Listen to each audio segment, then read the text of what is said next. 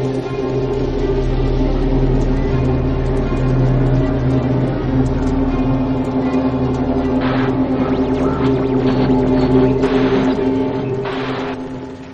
and welcome to the Podgasm. I'd like to talk for a minute about fear, because I believe that fear is what dictates everything in our lives. If it's not fear of death or losing our jobs, it's fear of terrorism or the next world war, or the end of the Mayan calendar causing the end of the universe as you know it. Which I have no idea why that is the only thing that's being taken by some people out of their teachings, because they were so much more about the communion of the three worlds: the underworld, the physical plane, and the higher plane of existence. The shaman from the Mayan cultures could transcend from the underworld to the world of the living, and then to the world of the gods, as they called it, and bring back information. Why is that so hard to believe? I've believed crazier things in my life. But again, this isn't about theology, and this isn't about believing in one religion over the other, because as long as you understand that there is a unified consciousness and that we all exist within it, your methods are your methods. It's the way that you've decided to become an enlightened person, and I respect that. I may not agree with it, but that's not what this is about. Not for me anyway. For some people their agenda might be something different. For me, it's more of a communion, a coming together of people with like energy. Whether or not they have the same views is irrelevant. Well, since I'm full of quotes tonight, I wanted to give you a parable that I think kind of sums up the way I feel about a lot of things, especially about fear. And this parable it was actually introduced to me from a video that Jordan did at the Spirit Science, which I highly recommend checking out because it is an enlightening series. But it's the parable of the 84th problem. One of the Buddha's followers came to him one day and asked for help with a problem that he was having. The Buddha was eager to help, of course, because that's who he was. After hearing the problem, the Buddha said, "I'm sorry, I can't help you with that problem." A little frustrated, his follower thought, "Surely the all-knowing Buddha can answer this problem for me." And after hearing it, the Buddha said, "I'm sorry, I can't help you with that problem either." You see, every man needs to have 83 problems in their life at all times. It is my job to help you with your 84th problem. And so his follower asked, "What is the 84th problem?" To which the Buddha replied, "Your 84th problem is that you have 83 other problems in your life." And what I take from that has a lot to do with fear. Because we put our fears and our problems and the worry, the dread, all of it, we put it all in front of mind. We worry about the future. We worry about things that we've done. We fear things that may happen. My suggestion is not to handle those things as one at a time or as one issue, but to handle them as the collective. We have problems. We have fears. We have worries. What I think we should do with those worries and those problems and those fears is put them together. Put them in a box, if you will, and put that box away. Accept that they are there and merely walk away from them. Just like walking away from war or violence or lies or greed or power. Accept that they are wrong and move forward. Of course, it sounds so much easier than it actually is, but so many things are. But like any addiction, the best thing that we can do is admit that we have a problem, because fear is an addiction. We're addicted to that constant drama in our lives. That's why so many shows are so dramatic. So much of television is so dramatic. The news is so dramatic. Because without drama, we feel lost.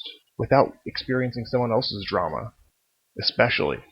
Because if we're experiencing someone else's drama, we don't have time to deal with ours. Which gets me to the next part of the mechanism of fear, and that's the way that we handle fear. Now, rather than dealing with our fears, we hide from our fears. We lie to ourselves about these fears. And instead of dealing with them, we medicate and we numb all of the emotions that are in our person. I was one of the biggest culprits of this for the longest time. My wife and I had a very hard time having children, which we wanted to do very badly, which was a very big source of fear for me, fear that we would lose another child, or fear that I would lose my love, who is everything to me. So rather than dealing with that fear, or dealing with the pain of losing a child, I numbed myself. I felt nothing. And you can only do that for so long. Eventually you have to give yourself a little bit more credit than that. We are all smart enough to realize that something is wrong. The question remains, what do we do about it once we admit that there is something wrong? I was afraid of losing my wife. I was afraid of losing another child, as anyone would be. It took me years to overcome that.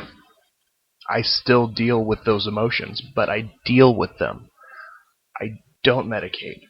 I don't drink myself into a stupor in order to hide from what it is that I really feel. We can't do that anymore. Not about anything. We're too far past that as a people. We're too far evolved as a species to hide from the things that are wrong in our life. But the pharmaceutical companies make it so very easy to do so. There is such an epidemic in the world that we live in with prescription narcotics. Yet the people who take them aren't the people who make them. Because just like a crack dealer, you don't get high in your own supply. They're clear-headed. Their manipulation is sound. They know what they're doing. They're numbing the pain of being in fear constantly. I talk a lot about the Fed, and the government, and big pharmaceutical companies. Why? Because they're all the same entity. It's all the same money. It's all the same people pulling all the same strings. They are the master weavers of the reality that you live in. So what do we do about it? I wish I had a clear-cut answer for that. I don't know. But what I do know is that we have to do something about it. And not one of us can do it alone. My first recommendation is stop watching television. Spend 5 minutes alone with yourself. Something that I have a hard time doing, but I'm getting better at it every day. I like more about who I am every single day. That's a start. It's not the end, but it is part of the means. And my favorite fear mechanism that the powers that be use in manipulation of us, the people, is the problem reaction solution. Now, I'm not sure how many of you are familiar with this process, but basically how it works is there's an agenda that needs to be furthered. And the easiest way to do that is to create a problem to which we will react and then provide a solution that furthers that agenda. And it's been done time and time again. Every single time we've ever gone to war as a country, united, has been as a result of a problem reaction solution. Someone is pulling the strings. Going all the way back to World War I with the Lusitania. It sailed through German battle waters, full of American passengers. There was even an article in the newspaper warning people not to ride on that ship because of where it was traveling. And it was hit. And people died. And we got angry. So we went to war. World War II, same thing. Everything was fine until Pearl Harbor was bombed. Then all of a sudden, we were ready to go. You didn't have to draft men for that, though they were, because they were ready to fight and die for their country because of this injustice that had happened, which was part of an agenda. I didn't see any Rockefellers in the list of the dead in the obituaries from World War I or World War II. There were no Morgans, no Rothschilds, just our ancestors, the people, fighting to further an agenda. That's it. I wish that I could sugarcoat that. I wish that I could take that back, but I can't. Instead, I can admit that it was wrong and move forward. even going as recently as Vietnam. The Tonkin incident, it never happened. Yet so many of our young men and women and so many Vietnamese young men and women had to die because war is good for business. The Federal Reserve makes a lot of money off of war. It was supposed to be a war that was never going to end, but it did. Sort of. The same thing with the war in Iraq. It's a war that is never supposed to end, because war is good for business. We will always occupy some place in the Middle East. We will always be at war with someone in the Middle East. Why? Because they are quote-unquote terrorists who threaten our lives. I don't agree with that anymore. I did for a long time. The more I read and the more I think about it, the less it makes sense. And I'm sorry for those of you who don't see it that way. And I'm sorry for those who have fought and died. My love goes out to each and every one of those families who have had to sacrifice in the name of war. It's not fair. So what do we do about it? We put the guns down.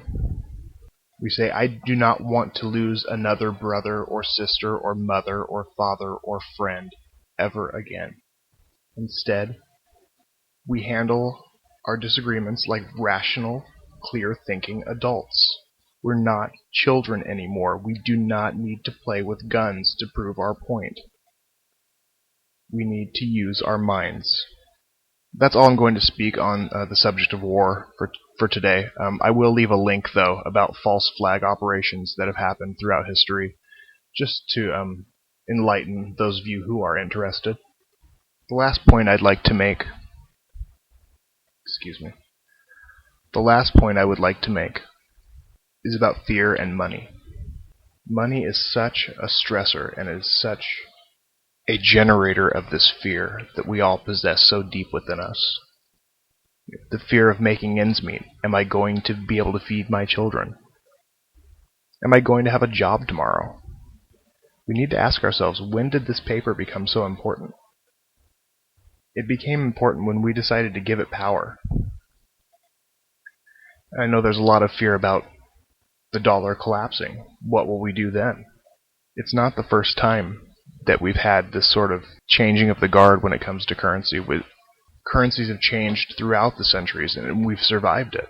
And I promise we will survive this.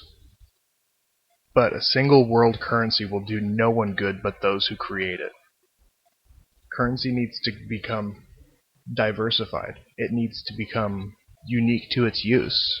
One money to control everything puts too much power in one hand. I'd like to give you a great example of a diverse money that's being used in Japan, basically for doing good deeds for others. It's kind of like a care currency, a currency for doing good things. You cook your elderly neighbor dinner. You feel good about it. You receive care currency. The next week, you're sick, and you can't pick your child up from school. You call the proprietors of this currency and explain to them that you need someone to pick up your children.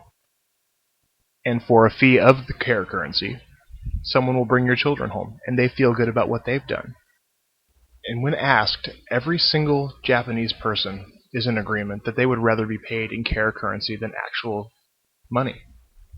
It's shocking, isn't it? Not only do you feel good about what you've done, but you get something for it.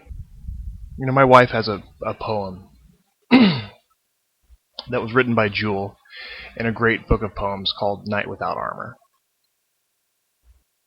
It's something that she had written on a piece of paper that was with her at all times for as long as I can remember. And I'd like to leave you with that tonight. The poem is called The Things You Fear. The things that you fear are indefeatable. Not by their nature, but by your approach. This has been the Podgasm. Join us every Saturday. Please subscribe. Any questions, comments, concerns, email podgasm247@gmail.com. Take care. Be happy.